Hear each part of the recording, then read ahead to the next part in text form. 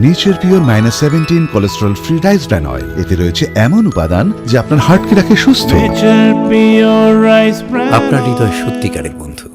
CPIM এর deputation ঘিরে ধুন্ধুমার, ভেঙে ফেলা হলো প্রথম ব্যারিকেড। সিপিএম কর্মী সমর্থকেরা ব্যারিকেড ভেঙে গিয়ে যেতে থাকে।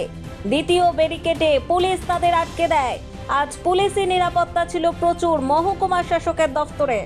ভারতের কমিউনিস্ট পার্টি মার্ক্সবাদীর পক্ষ থেকে আজ মহকুমা শাসকের দফতরে এক ডেপুটেশন দেওয়া হয়। এসআইআর এর সাধারণ মানুষের হয়রানি সহ একাধিক দাবিতে আজ ডেপুটেশন প্রদান করা হয়। কয় দফা কি বিষয় যদি একটু বলেন? আমরা 5 দফা দাবিতে ডেপুটেশন দিয়েছি। 5 দফা দাবিতে। কি বিষয় মানে কেন? প্রথম হচ্ছে, আপনারা সবাই জানেন, এখন নাওয়া খাওয়া বাদ দিয়ে মানুষের জমি জামার সমস্ত কাজ বন্ধ করে মানুষ আগামী দিনে এই দেশে থাকতে পারবে কি পারবে না তা নিয়ে দুশ্চিন্তার মধ্যে দিন কাটাচ্ছে।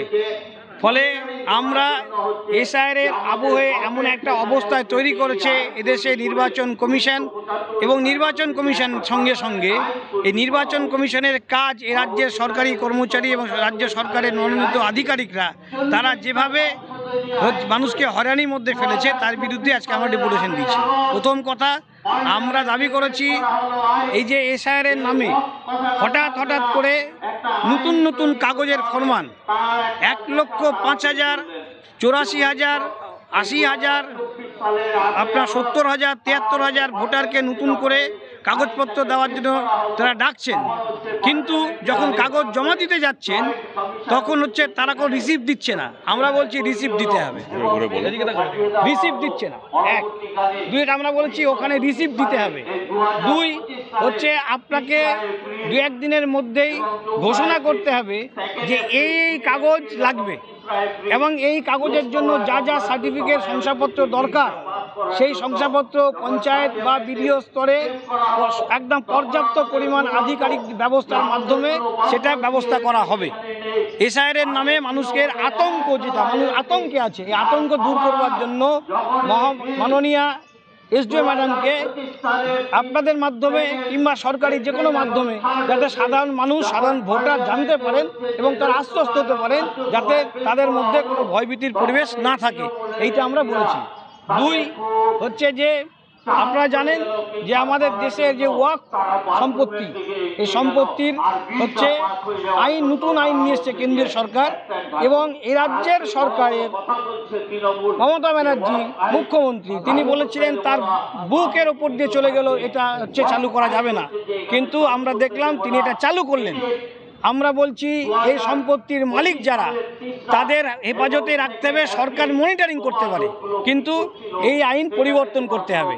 2, 100 দিনের কাজ, যা হচ্ছে 2004 সালে বামপন্থীদের সমর্থনে প্রথম ইউপিএ সরকারের আমলে তৈরি করা একমাত্র আইন আমাদের দেশে, গ্রামের গরিব মানুষের কাজের অধিকারের আইন, সেই আইনটাকে পাল্টে দিয়ে এই দেশের সরকার তারা হচ্ছে এই আইনটা পাল্টে নতুন একটা বিল নিয়ে এসছে ভিপি রামজির নামে।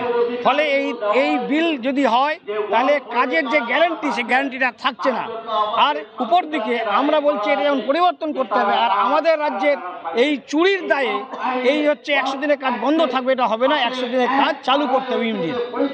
আর 2 হচ্ছে ওবিসি এ ক্যাটাগরিকে বি ক্যাটাগরি করা হয়েছে। আমরা বলছি ওবিসি এ ক্যাটাগরি করা হয়েছিল একটা আর্থিক হচ্ছে সার্ভের মধ্যে দিয়ে, আবার হঠাৎ করে সার্ভে না করে কি করে তাদেরকে এ থেকে বি করা হলো, এবং এ থেকে বি করার ফলে সবচেয়ে বেশি অসুবিধার মধ্যে পড়ছেন শিক্ষিত যুবক যুবতীরা, যারা হচ্ছে কর্মসংস্থানের জন্য বিভিন্ন চাকরি বাকরি ইন্টারভিউ দেন, আজকে তারা সব জায়গায় ধাক্কা খাচ্ছেন। আমরা বলছি এটা পরিবর্তন করতে গেলে সার্ভে করতে হবে, সার্ভে করে করতে হবে, আর যতদিন পর্যন্ত সার্ভে রিপোর্ট না হচ্ছে ততদিন পর্যন্ত আগের যে আইন আছে ওবিসি এ যারা আছে তাদেরকে এতে পুনর্বহাল রাখতে হবে। এই কতগুলো ডিমান্ড আমরা বলেছি।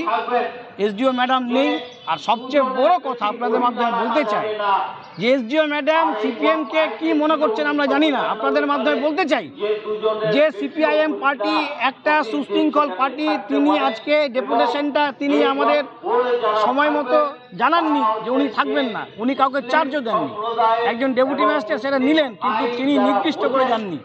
আমরা এই ঘটনার তীব্র নিন্দা প্রকাশ করছি। আমরা বলেছি যে আমরা আমরা 3 দিন পরে আসব, 3 দিন পরে এসে আমরা জানবো আমরা যা যা কোয়ারি করেছি তা লিখিত জবাব দেবেন। না হলে ভবিষ্যতে মানুষকে সঙ্গে নিয়ে, মানুষের দাবি মানুষকে সঙ্গে নিয়ে আবার বৃহত্তর আন্দোলনে যাব। আপনার নাম এবং কি পদে? সুরজিৎ কর্মকার, সিপিআইএম উত্তর দিনাজপুর জেলা সম্পাদক মণ্ডলীর সদস্য। ইসলামপুর থেকে দেবব্রত চক্রবর্তী রিপোর্ট, কুলিক নিউজ।